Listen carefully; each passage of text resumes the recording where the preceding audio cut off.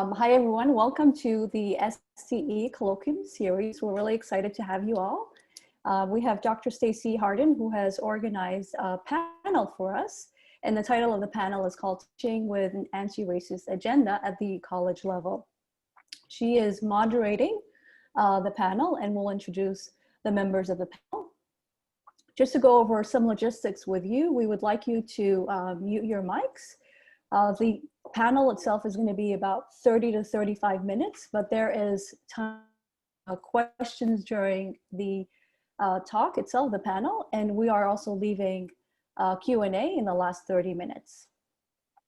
So Dr. Stacey Hardin, thank you, and it's all yours. Thank you so much. And prior to introductions, I would like for you, if you're willing, of course, to become comfortable in your chairs and begin to relax.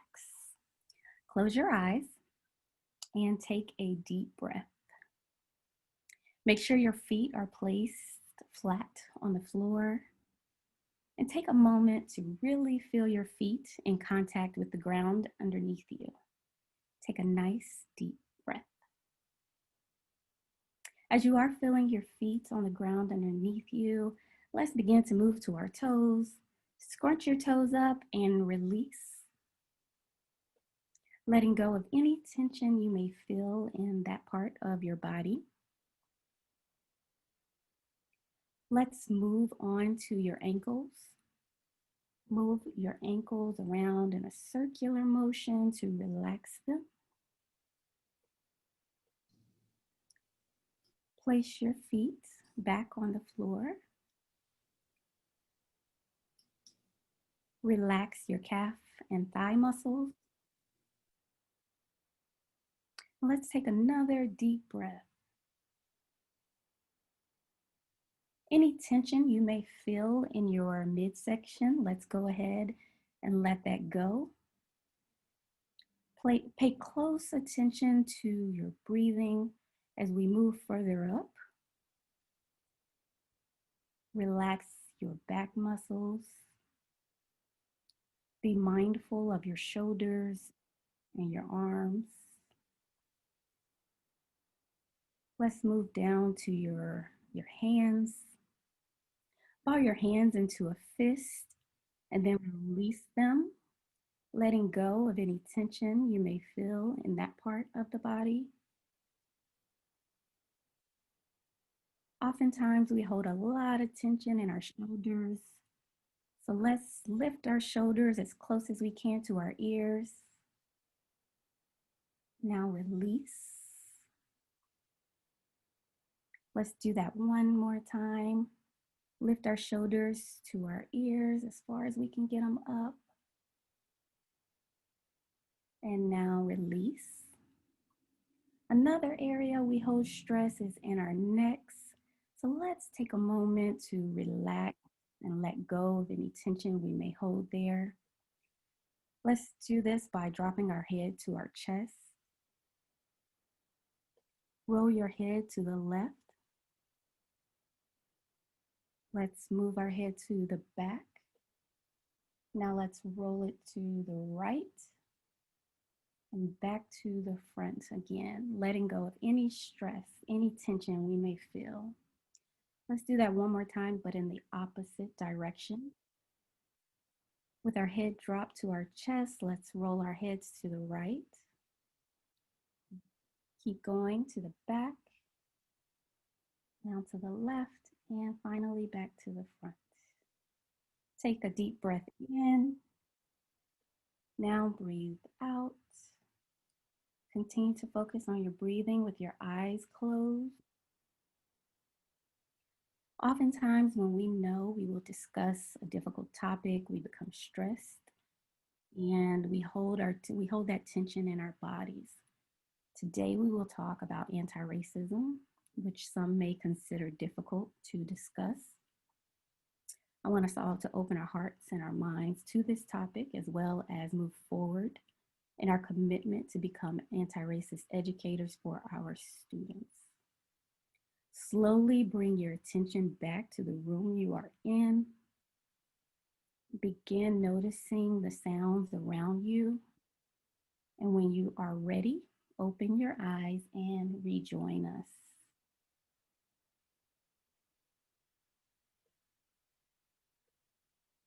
Welcome back. I am Dr. Stacey Hardin. I'm the program leader, faculty in the special education teaching program here at Florida State University. My pronouns are she, her, hers, and I want to take a moment to acknowledge and honor the Catawba Nation, whose traditional territory I was born and raised on, as well as the Appalachian Nation, whose traditional territory FSU is currently situated on. I acknowledge these nations as the past, present, and future caretakers of this land. I now want to make space for our panelists to introduce themselves. Ms. Dion Wilson, we can start with you, if you don't mind. Sure. Good afternoon, everyone. My name is Dion Wilson. Most people know me as Dee. I am a graduate student here at the School of Teacher Education at Florida State University. My pronouns are she and her, and I currently occupy Tallahassee, and I thank those before me and those natives whom occupied this land previous to us. All right. We can go with Dr. Mustia.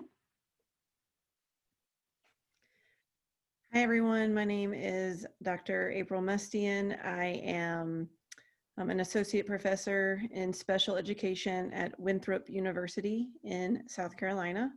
And I'm the undergraduate special education program director. I'm occupying territory of the Waxhaw, the Catawba, and the Sugaree. And I honor the land that I situate. And finally, Dr. Powell. Hello, I am we don't use doctor here, so I am Dr. Selma Powell, she, her, hers pronouns. I am an associate teaching professor at the University of Washington.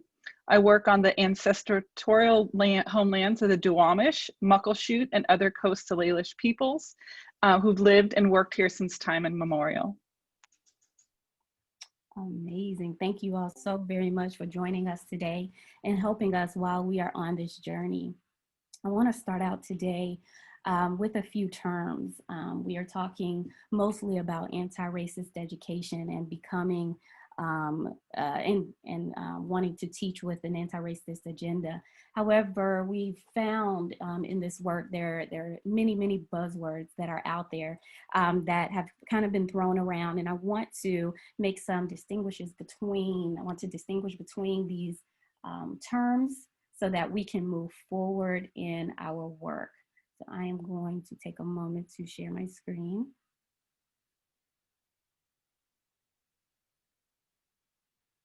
All right, I'm going to start with diversity and inclusion.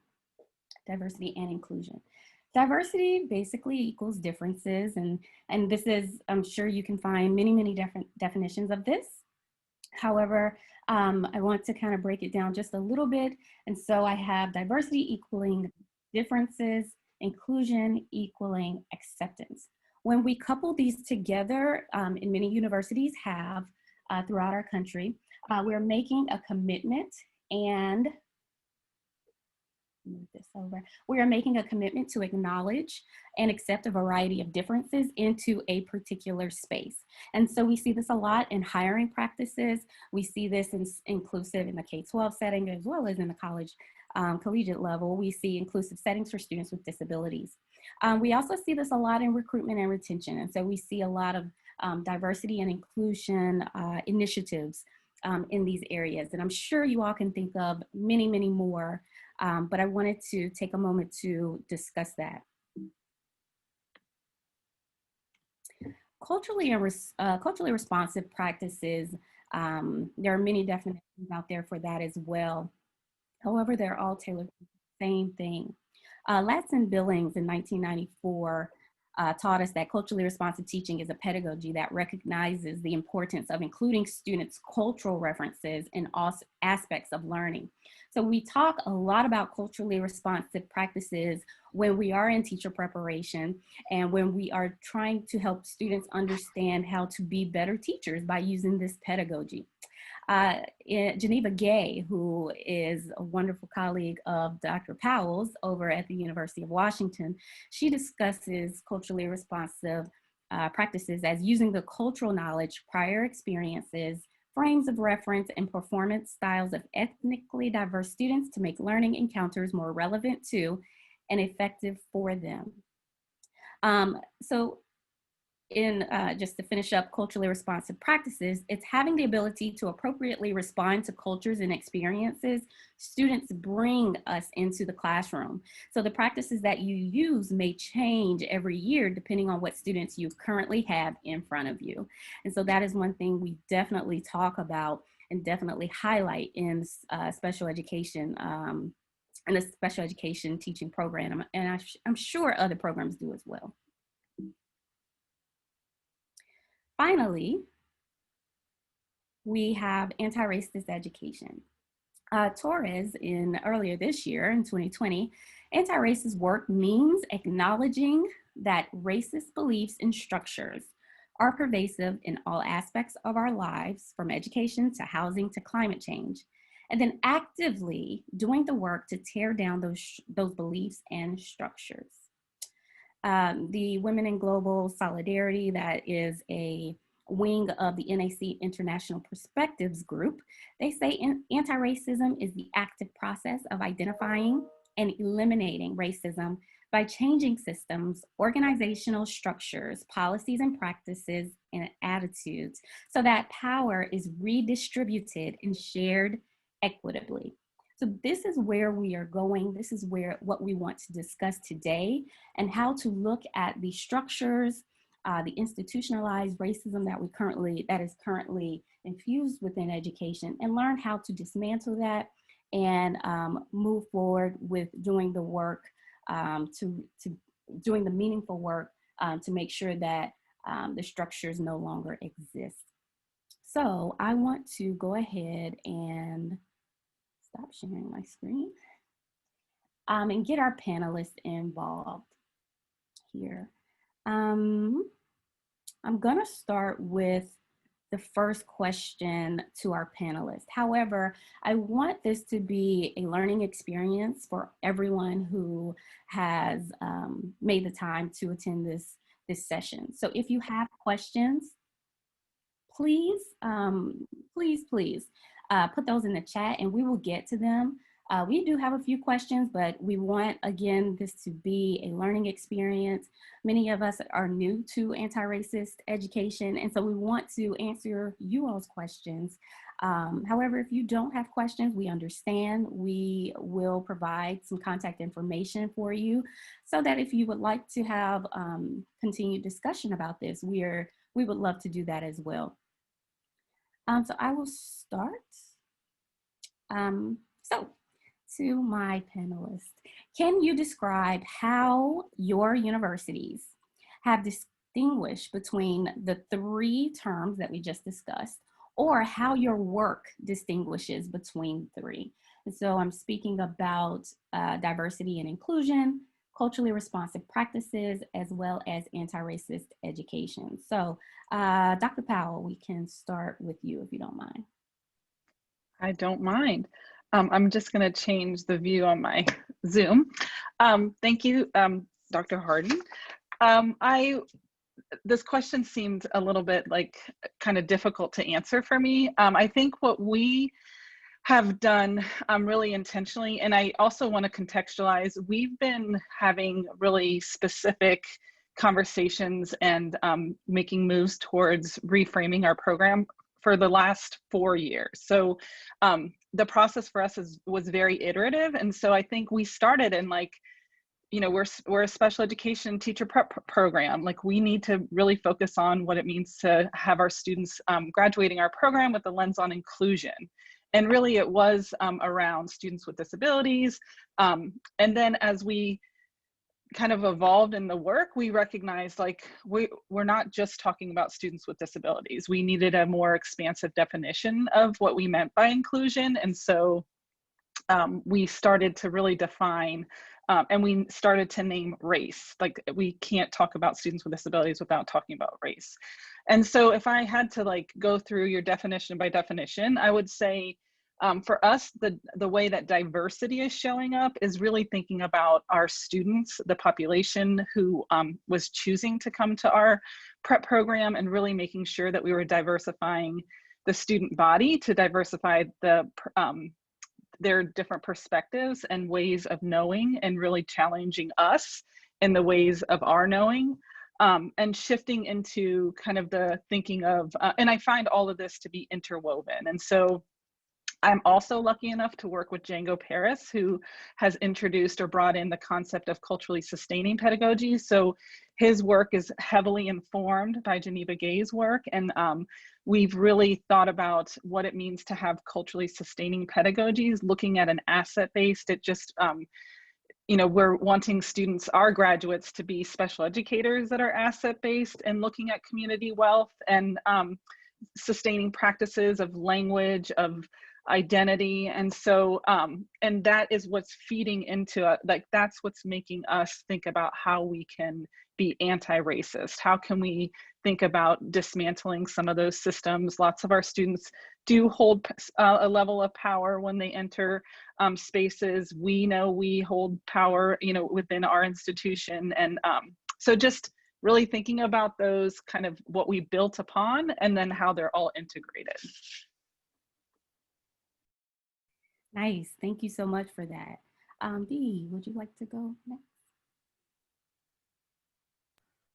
Sure, I'd be happy to go. And if you want to add in anything, Dr. Hardin, as we go to the same institution, that would be great as well. So for me, and from what I've seen here at Florida State University, prior to the acts of the summer and prior to July 7th, there was a diversity and inclusion committee here at the university, as well as resources that individuals, staff, and students can go and look at for themselves.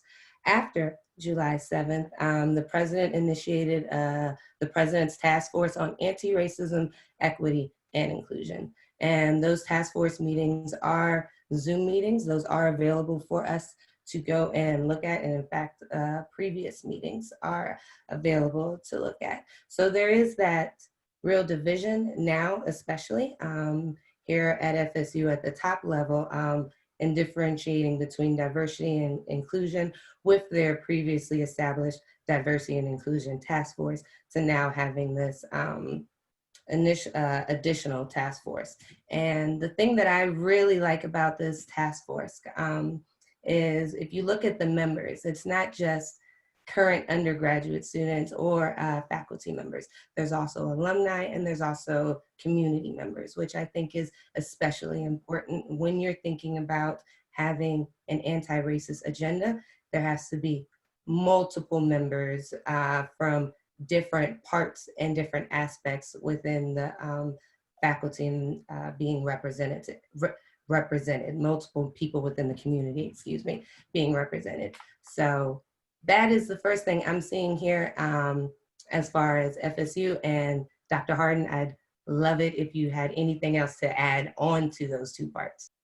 Absolutely. I think I agree with you. I think that there is now, they're trying to create the division between the two, diversity and inclusion and anti-racist education. I think that we are very new to anti-racist education, and many of us are learning that there is a difference between diversity and inclusion and anti-racist education. And I think that that awareness is very, very good for us. I think prior to this, I think that wasn't quite on our radar. And so now that it's becoming, and it's not a new concept, it just wasn't on the radar of many people here. And so I think now that we're moving in the right direction, I think we just need additional resources and additional I guess, workshops and instruction on anti-racist education and how to do it well. Yeah. So we will now go with Dr. Mustian. So I just began at my current institution. I'm learning a lot though. I'm originally from the South, and I spent 10 years in Illinois, and now I'm back in the Carolinas again. And what I feel, and I'm just going to be transparent, is a very clear disconnect in just the collective philosophical views of faculty, staff, and an amazing student body at Winthrop University. And then, so, just a very different set of philosophical views between faculty, staff, and students, and our board of trustees, and those who are holding higher administrative positions. And that, just as a new person to the institution who tries to live out constant work on just an anti-racist lens in everything that I do, I see just how deeply entrenched power and political partisan beliefs reach into universities and institutions and really perpetuate some of the very injustices that anti-racism is so needed. And so I think at my current university, we have many, many people on the daily in their individual research and teaching, engaging in anti-racist practices. We don't have a committee, we don't have a task force titled anything related to anti-racism, but I just hear from our students, the student population is about 30% Black, overall 40% Black or other students of color. So it's a very, very diverse student body, and our students have just an amazing collective voice. And I feel like they are going to be a huge part of or a catalyst for pushing us into the places where I guess we've been hesitant to go. And I think as a privileged white faculty member, my job in that is to elevate student voices, but also constantly questioning the ways that I'm leveraging my own power and my own privilege in committees that I'm on, in policies that I might have power over changing. So I say all that to say, we're also in some beginning stages at my new institution as well. Much work to do. Thank you. And you talked about the power dynamic that is overreaching in higher ed, and how that kind of trickles down. Could we discuss a little bit about why it's important for our universities to address all three of these areas, diversity and inclusion, anti-racist education, culturally responsive teaching? Why is it important, especially when we know that power dynamic is there? Me? Start. Yeah. So, I look at the society we're living in right now and how polarizing it is, and what a responsibility institutions of higher ed have in fostering and developing citizens who are going to be and do better than what we're doing right now. And I think that it's really important for universities to address diversity and inclusion, culturally responsive practices, and anti-racist pedagogy, because they all are intertwined. They're so inextricably related. You can't really have one and claim that you have the other.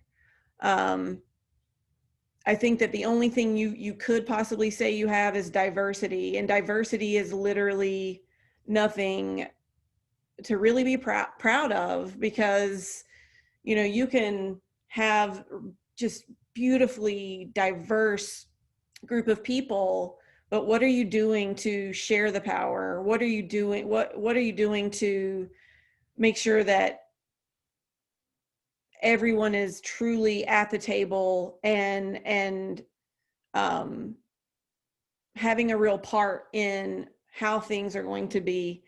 So all three of those things are extremely important, and yes, all the isms, addressing all the isms are so important, but we know the history of race in our country and the systems built on that construct. And so you just can't parse these things apart. They all have to be there in order to have real movement forward and change that I hope, you know, we all want to be a part of, that we all want to see.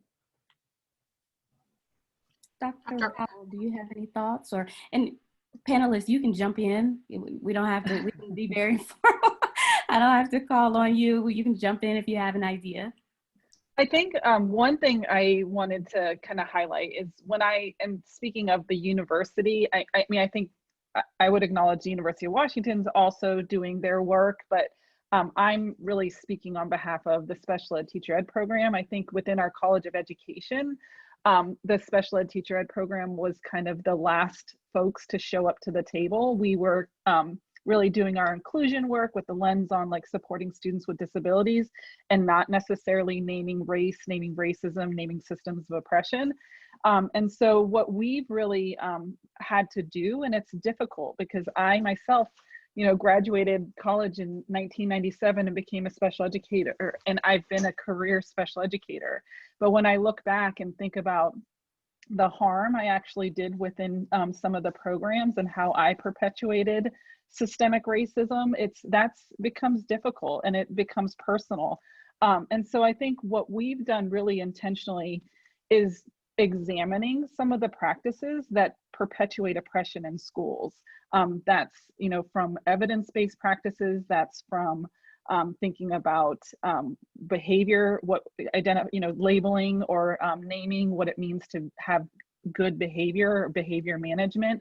And so it's been a process for us to be critical, to be reflective, to name our own complacency in the work. And so, you know, a lot of what we've thought about is like, you've got to acknowledge that this is happening, that this happened, that we were complacent and perpetuated this. And then there's a need to change. And so how do you do better? You know, I speak from the I perspective. I can't do better with just what I know because I was doing what I knew. And so it takes that sense of who do you turn to? Who are those, you know, experts or shelf text? And as Dee mentioned, it's people, it's community. If you're not talking and engaging with folks who identify as BIPOC, then we're a predominantly white, female, cisgendered faculty. We can sit in a room and talk to each other as much as we want and kind of stroke each other's you know, intellectual egos, and it's not going to change the systems that we have. And I think about the power a teacher holds that enters a classroom and what their power is to change some of the systems that exist that continue to perpetuate the racism that, you know, identifying students, predominantly Black and brown boys, into special education programs. And so we've really pushed our students to think about what their roles are. You know, I use a one-liner, like you've got to learn how to work within the system to change the system. And then, you know, on top of that, the layers I talked about, doing your self-work, thinking about bringing in the expertise, being willing to be reflective and understand that that change needs to happen. So I'll wrap up there. I know I'm part of a panel. To say why all three are necessary, to me, very much like what April was saying, they're all interconnected, but for me, there's levels to this. Diversity and inclusion is the simple acknowledgement that there are differences and the acknowledgement that there are benefits within including everyone. And then one step up from that, thinking about CRT, that's the acknowledgement that individuals learn better when they can use their previous ways of thinking, previous ways of understanding the world, but using that within the classroom. And then thinking about that, going one level up higher from that, anti-racist. That's acknowledging that there are racist policies within education, which naturally lead to racist inequities within education. And so one book that I really found enlightening for me was Dr. Kendi's How to Be an Anti-Racist. And in listening to a podcast from him, it was really interesting. He talks about how a lot of individuals would come up to him. And I think this kind of speaks to a couple of questions here on the side. What people would come up and say, I'm not a racist. I'm not racist. And so he asked the question, and I found myself wondering this, well, what is a not racist? If we know what a racist is, what is a not racist? And for me, the opposite of racist is anti-racist, because I'm thinking about the slides that Dr. Hardin showed at the beginning, and Torres said that the two parts for me for anti-racism is the acknowledgement and then the actively working towards dismantling the beliefs and the structures. And so both are necessary. And I guess to kind of maybe lightly touch on it, and I'll leave a couple of these questions to the other panel members. One thing that you can do to help tear down these patriarchies is to just kind of take a step back. Like within your own classrooms, try looking at it from a different lens. You know what I mean? Like if you see at the beginning of the class, at the beginning of the semester, all of your students are mixed around the classroom, and then going towards Thanksgiving, all of the white students are one area and all the students of color are in another area. Think about it from a different perspective. Think about it like that, you know? So that's just the start on that, and I'll leave some of that to the other panel members. Yes, thank you so much. We do want to pivot over to the questions over in the chat. And you touched on the one, I'm not really sure which one you touched on. Maybe you touched on a couple of them. So we'll start at the top. How do we change the institution of education to be anti-racist? And how do we teach those in our college how to be these change agents? Any ideas there? So I love what Dee started to say, and it looks like Dr. Powell has something. Oh, go ahead, Dr. Hardin. No, go ahead. I think what, it's that sense of fear. I'm speaking as a white woman myself, and like, what do I do? What power do I hold? And I think in academia, I also serve as a director of a program. So I have a lot of power in terms of decision making on what courses we offer, what's within those courses, admissions processes. And so, just thinking about challenging some of the just rules, because I came to this institution in 2014, and I remember asking a lot of questions, and everyone would just kind of say, well, that's just the way things are here, right? Like, that's just the way we do it. And so the, challenging and using your power to rethink the way things are done or why things happen. And I think as faculty, you have a lot of autonomy within your course. And so that's what academic freedom is in higher ed. So make those decisions. Who are your students reading, right? Who do they watch on your podcast you assign, or the media you assign? Who are they kind of learning from you, holds the knowledge and is the knowledge keeper? And so it's it's just the idea of representation and the voice, and engaging community members within courses in meaningful ways, not just through a panel structure, but having students engage in their fieldwork in really meaningful ways. And again, engaging with individuals who are Black, Indigenous, and people of color, and really asking and being reflective and letting students. I always think about like my intent of an assignment or my intent of a moment, and then I look to who I am hoping that it upholds. And if that student tells me that was harmful or that didn't sustain me, then I think about changing my process. But if that student feels like I felt seen, I felt heard, I felt, then it's like, I don't care what the predominantly white female students stay in that room. I take the hit, quote unquote, on my end of course evaluations. And so it's a matter of just like, the systems exist, you know, and the course evaluations in admissions processes that do feel like you have to adhere to, and like why aren't we challenging them, and why am I thinking more about myself, or am I thinking more about a community, and how do I use my power to think about justice and wholeness within a system? Mm-hmm.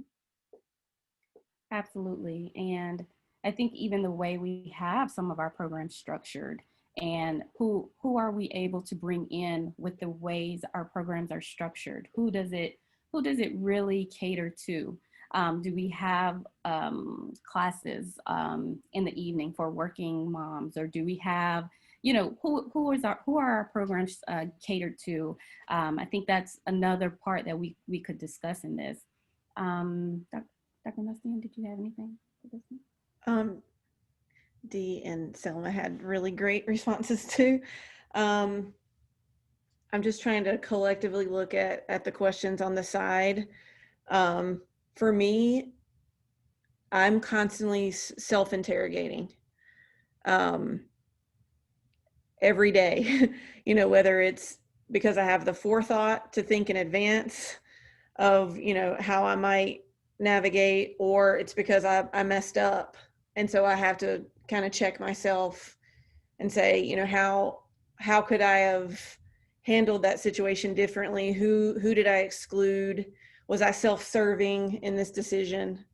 Did I center myself versus, you know, who should have been centered in that time and in that space?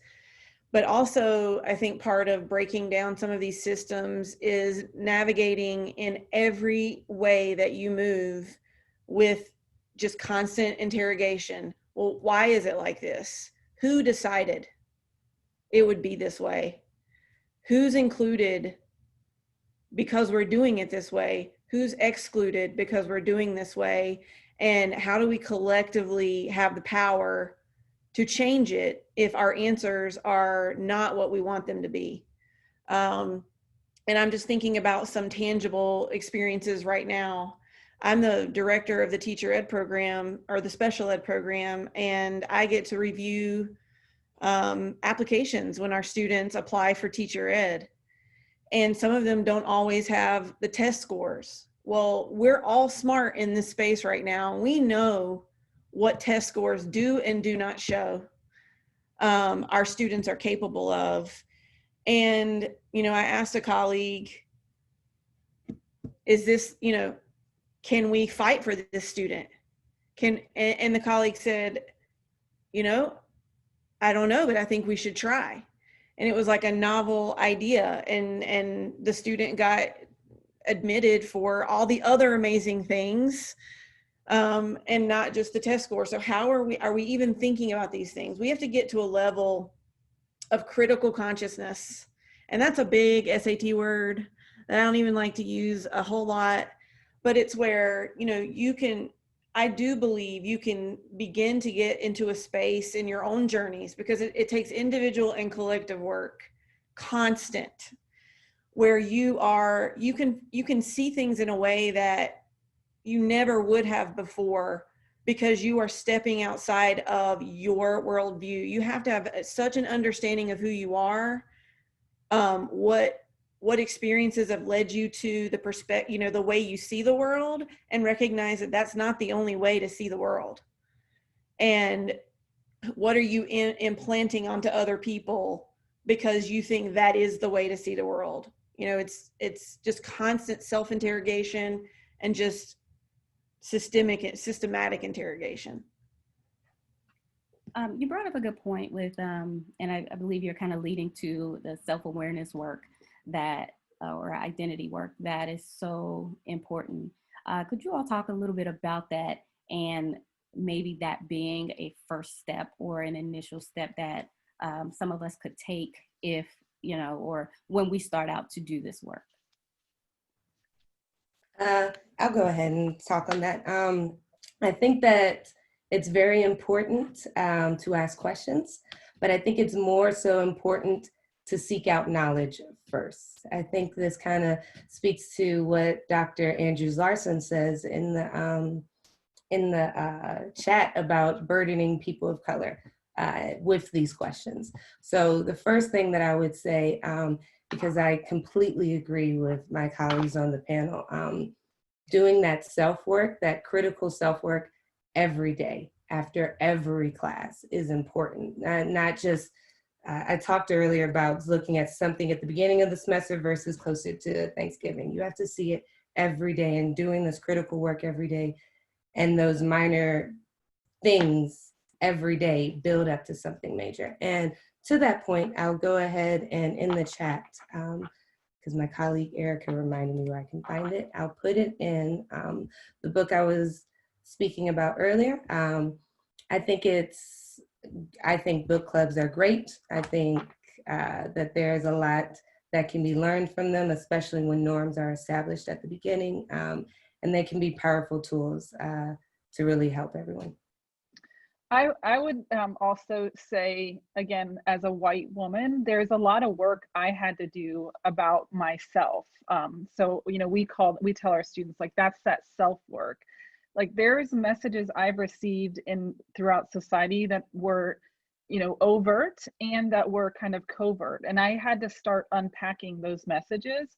I had to start recognizing, acknowledging how I've, you know, benefited from privilege. I remember kind of really engaging in this work early, immersing myself, I would say. I think I've always thought I was engaging in the work. And, you know, the word privilege in of itself, I was like, wait a minute, I was an immigrant to this country. We grew up in poverty. I didn't have privilege. Like, I was poor, right? That was kind of, and I'm an immigrant. And recognizing the fact that just my whiteness is a privilege, and just the amount of opportunities I was able to access and I was welcome into just because of my whiteness. That was something that was a acknowledgement that I had to have, and like a, you know, an aha moment for me. I think that there's a lot of really phenomenal trainings. I myself went to a training through the National SEED Project, Seeking Educational Equity and Diversity training that was a week-long immersive. You slept there, lots of work around identifying your own positionality within spaces, kind of unpacking those messages, doing affinity groups. So I was among other white folks in one moment, other females in another moment. And then we were also in mixed spaces as well, to think about different roles that we played as educators. I think the other piece that I would say, and kind of acknowledging or responding to the chat, is how do you do this without burdening individuals who identify as BIPOC? I think it, again, comes to my role within the university. It's a matter of, we've created positions where I was able to create funds that we are paying kind of a family member residency amount. We pay this individual $10,000 a year. The individual engages with us around within courses, kind of that community connection, creates, you know, she also brings up the wonderings, and we've made some programmatic changes based on feedback. So it's an opportunity. In our framing of the work, it was a way to, as much as within our system structure kind of limitations, it was a way to hire an individual and provide a kind of consistent engagement for us and for her. And so it again, there's some ability to manipulate the system to have that be something that we were able to engage. But the other message is, this is a journey, right? There's not a finish line. There's not a place to get to. And so, and not letting fear get ahead of us, that we're like, I can't do that. I don't know it is the engage in a book club. It is I find, like, as many layers of complexity COVID has created in our current climate and our current state of being. I'm now attending professional developments that are being held at Montclair State, New Jersey. It's kind of the access now. People are rethinking ways of providing information and knowledge. So there are lots of pockets of really brilliant folks doing the work, from CBOs to other universities to different authors are providing their time and their place. And so this is a moment that we can engage kind of at a much broader level than I think we've been able to in the past. Yes, Dr. Anima had some really great things to say the other day in her workshop that she gave. We have another question. When you are not the minority, it's easy not to notice things. As an instructor, would you invite students to share with you when there are things that you might consider adjusting? I would always consider that, just my 2 cents. Yeah, I would agree. I would, always invite critique and feedback. I just think that that's a trait of just a constantly wanting to grow teacher. And what matters is that you do it in such a way that students don't feel like put on the spot, but they feel invited to be able to share, whether that's through like some, midterm chat or midterm survey or something like that. But even getting honest responses is really going to be dependent on the relationship work that you do within that, community space, and that authentic connection work that you try to make with your students. I'll say, just there, I know when I work through this, sometimes I'm still constantly digging, and I have a lot of people that come to me that want, what are the steps that I need to take? And it's just not that magical.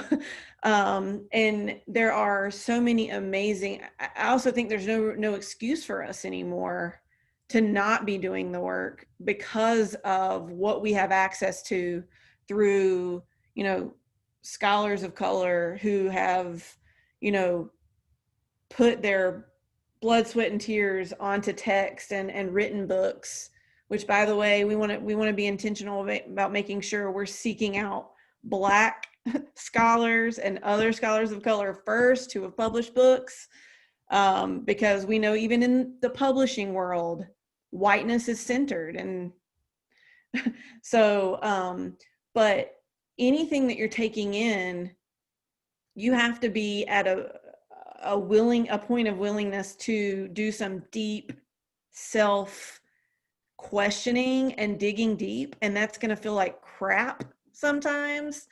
It's going to bring out a lot of emotions and feelings, but there's just no way to move forward if you're, you can soak up all the information and the trainings you want to soak up. But I think, to Selma and Dee's point, there has to be, now what do I do with this? How does this impact me now? How does this change what I thought before? And that's just a constant every day, just like Dee said, every single day. And you will get tired. But for many of us on this panel and in the audience, what a privilege we have to be able to walk away from this work anytime we want to and still be able to just move and navigate life just fine.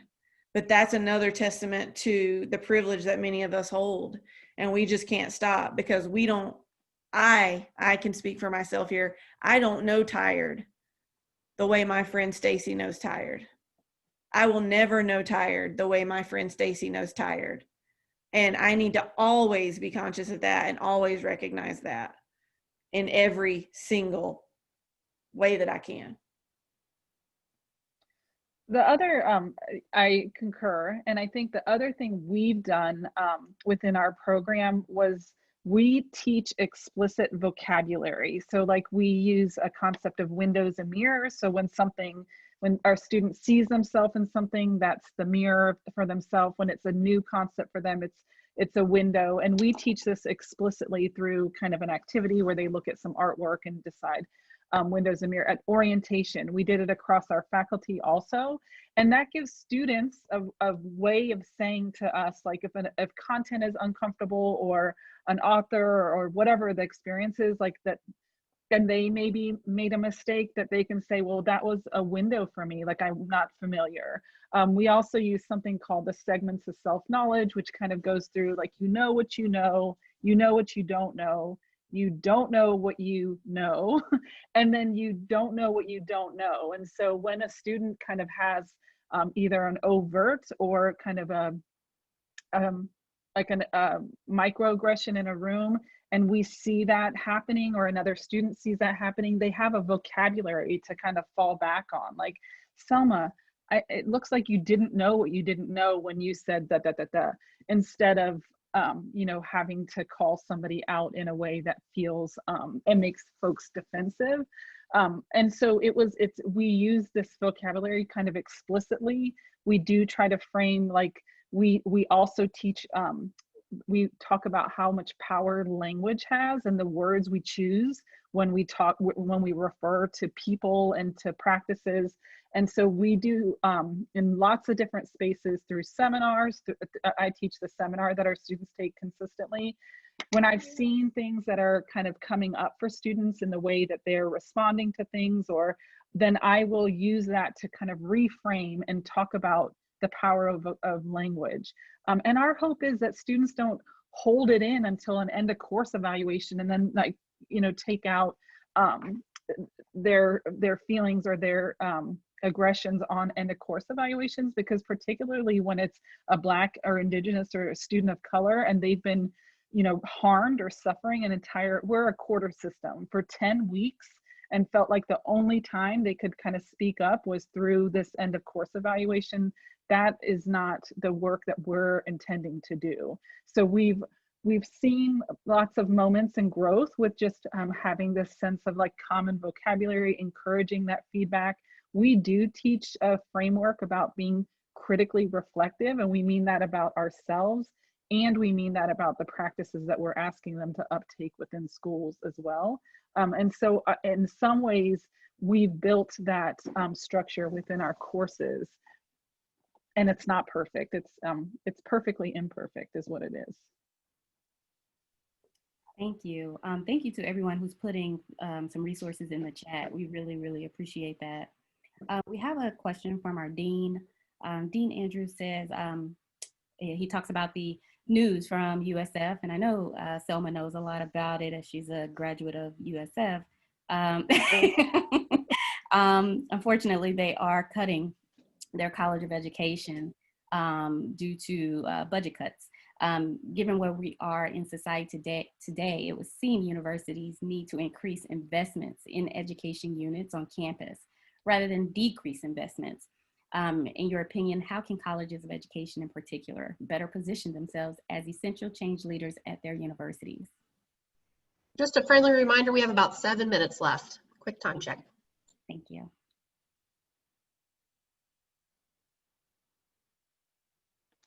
Any thoughts? I think that this kind of bridges on to what was being said before. More so about speaking to what Donna asked, being a white teacher and thinking about your students of color. I've been a student of color, and I find myself teetering, like, when I'm in these spaces, in these inequitable spaces, I find myself teetering. Do I feel like talking about it? Do I bring it up, or do I just let it go? And honestly, I wish I could say that every single time I've brought it up, and I've gone through that power struggle where I'm talking to my instructor, somebody who's holding my grade, now in graduate school, somebody who's going with me throughout these next few years, even if they're not my advisor, someone who's very important. And so I would say being prepared to listen and being prepared not necessarily to respond, but just being prepared to listen and openly listen.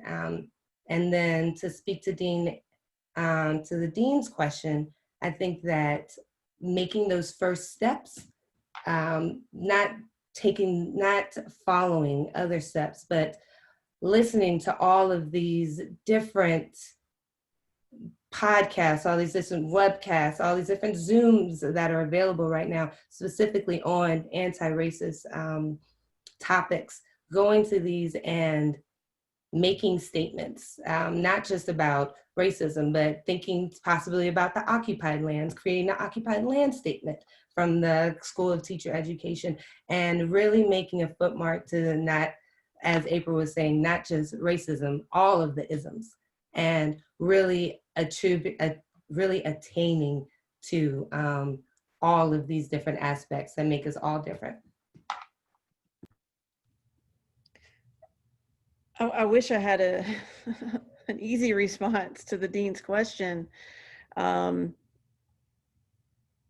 We are in, I've only lived on this planet for 40 years, but I've never experienced such a time as this, where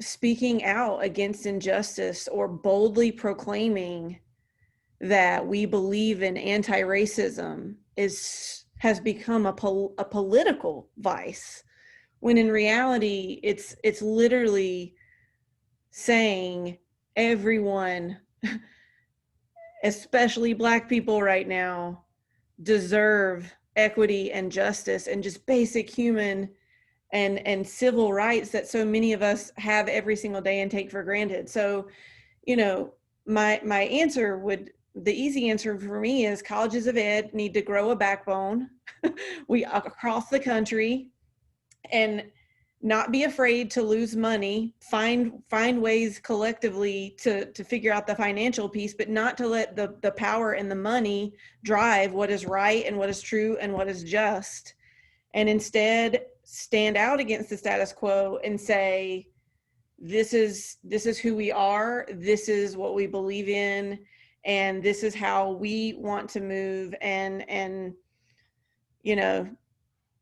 we're engaging in something right now that there's essentially an executive order against, and we're doing it and we're here. So, and that's easy for me to say, it's such a bold thing, but if you Google my name, I even had an incident where there's an attempt to silence me and kill me, and because of my stance against racism, and I can use my privilege and just sink back in and do the status quo thing, or I can not, and I'm just choosing not. And maybe if enough of us, and I believe there are enough of us, to choose not to be safe, then collectively we will be louder. So I also I think my university, my college in particular, is very active across our university, serving within different committees. I myself am part of some of the diversity initiatives within the university. And I think just positioning ourselves, we have become a college that our university turns to and asks and seeks information from. And one of my responses to one of the questions here is really networking across, we utilize the expertise from our Center for Teaching and Learning to think about, they had some workshops around microaggressions and about addressing racism within classes. And so that was a part of the work we did. We used their expertise. And then similarly, there was work that we were doing that informed some of their work.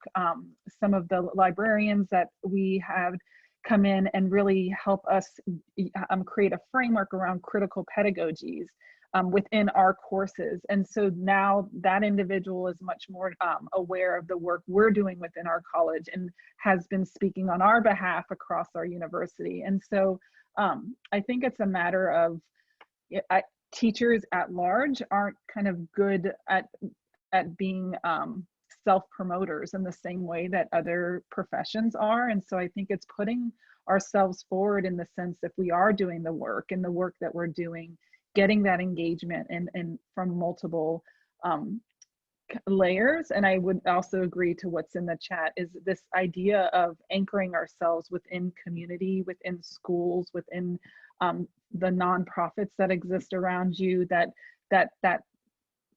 having a power structure, or of the power of the amount of people or folks that are committed to educators that have, I think what I would step back is, I've not yet been interacted with a university president that wants bad press, right? So if there's a way of like creating that momentum, a moment that you have these authentic relationships with folks, that like, if this conversation is trickling down, that people stand up and kind of stand against and resist the idea that we're shutting down teacher education programs because it's a financial decision.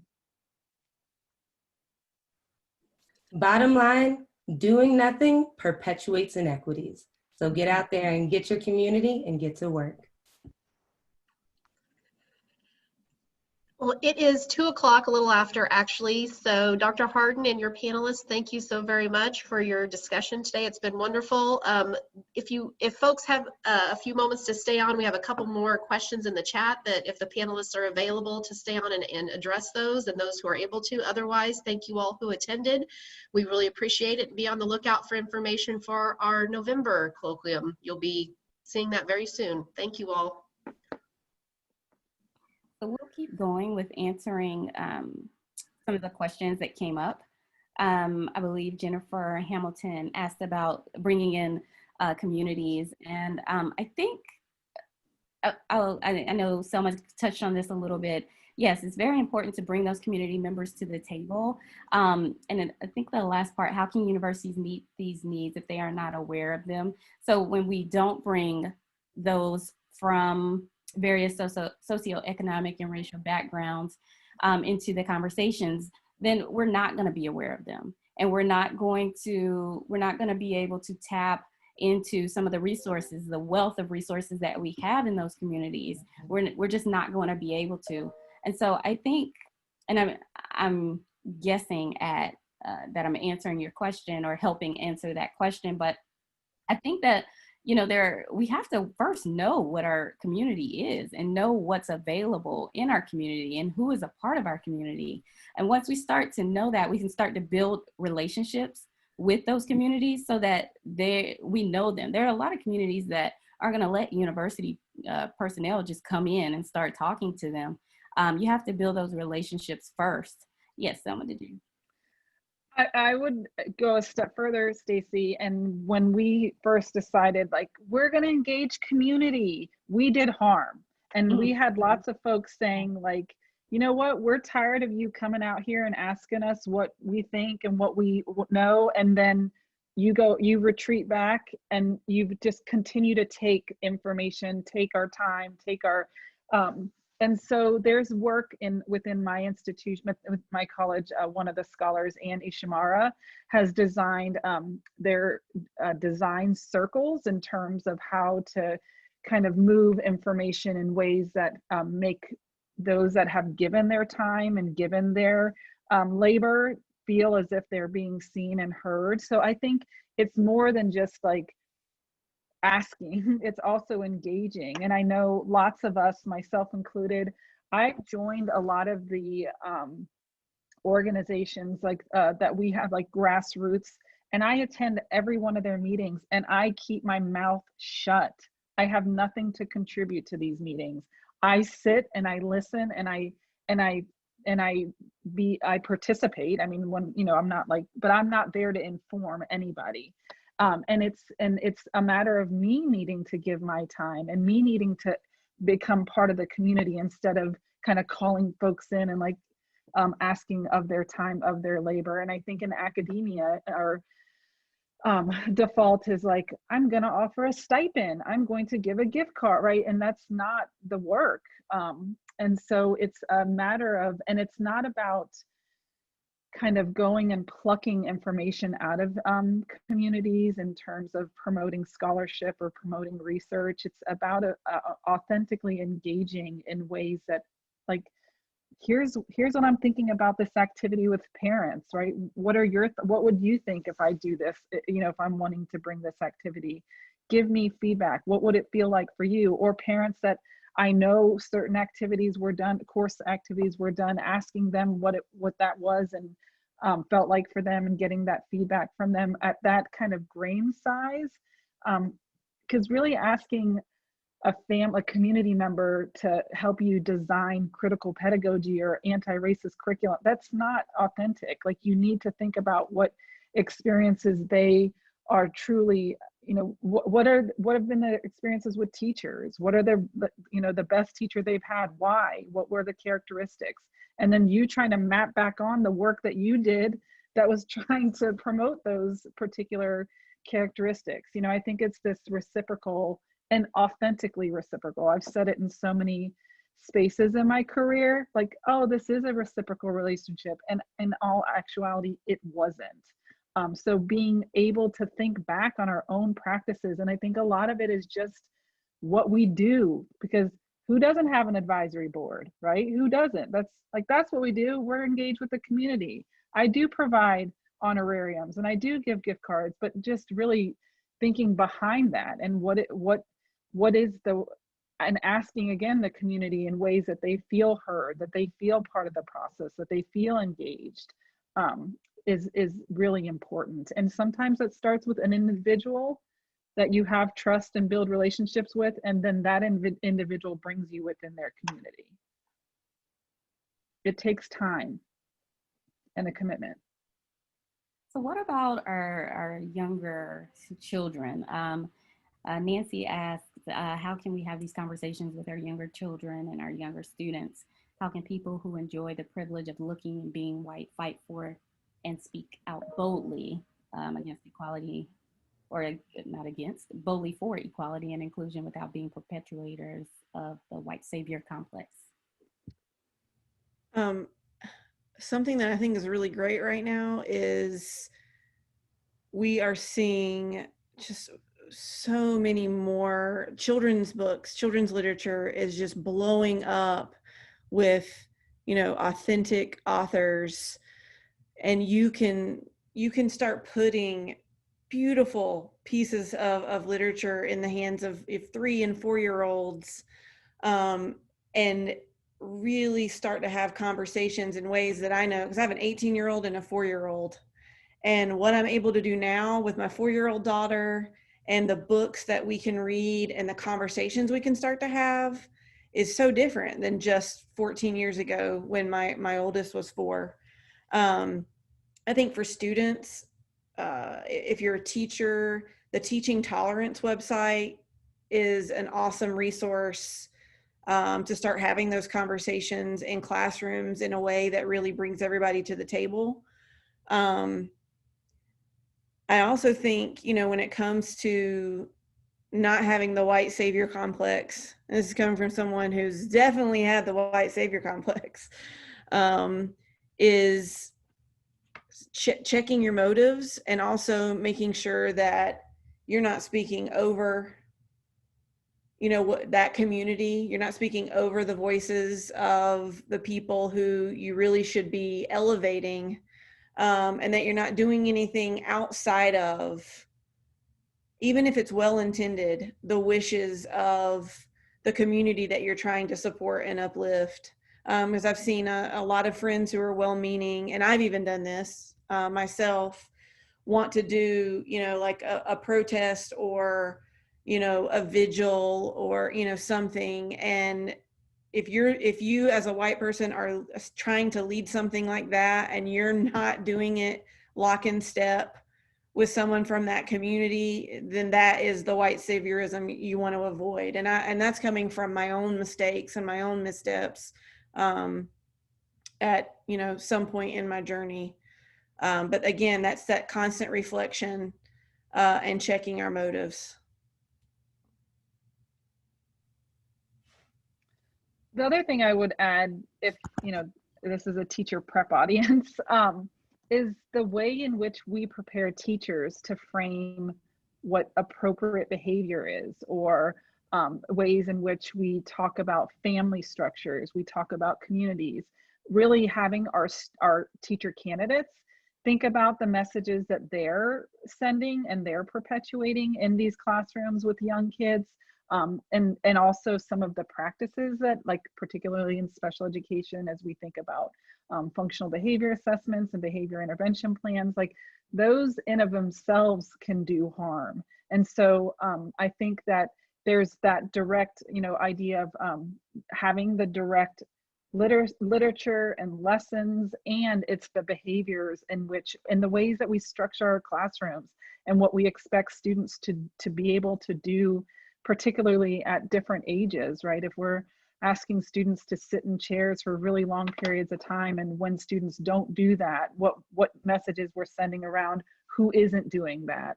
I think it's around that critical reflection on practices that we have as educators.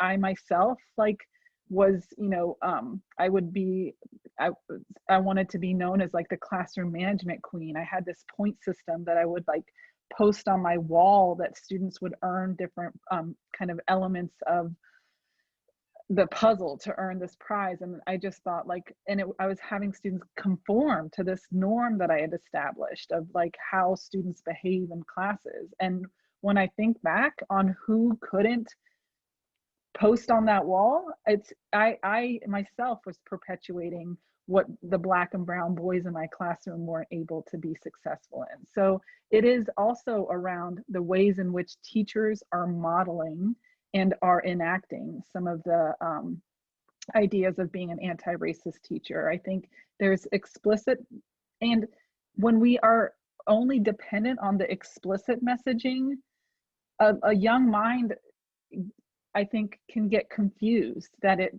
has to always be an actual lesson versus enacting being an anti-racist and modeling that behavior.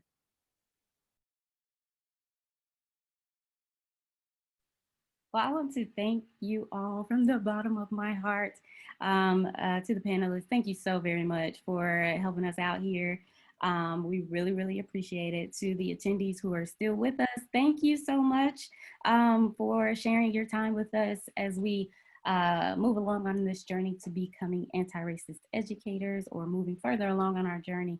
Thank you, thank you, thank you. And if you have any questions, if you scroll up, our contact information is definitely in the chat somewhere. But if not, you can definitely contact me and I'll let you know those contact information, or that contact information. Thank you so much. Thank you, Dr. Hardin. Thank you, Dr. Powell. Thanks, Dr. Hardin. Thank you, everyone. Have a great day. Thank you, Dr. Hardin. Thank you, Dee. You're fabulous. Trying to be like you. Aim higher, aim higher. Ugh, stop. Thank you, Dr. Hardin. You're the best. How are you? I'm good. Good. Just to let you know I was here. Yay. You doing okay? I'm doing great. I'm doing great. Good, good. So good to see you. I'll see you around for sure. Okay. Thank you, Dr. Hardin. This was amazing. Thank you so much, and thanks to all the panelists. But this was top notch and awesome, as you always are. So really appreciate you. Thank you. Good to see you, Nicole. Thank you. Bye. Bye. All right. We did it. Yay. Lindsay, that was it for 5 years.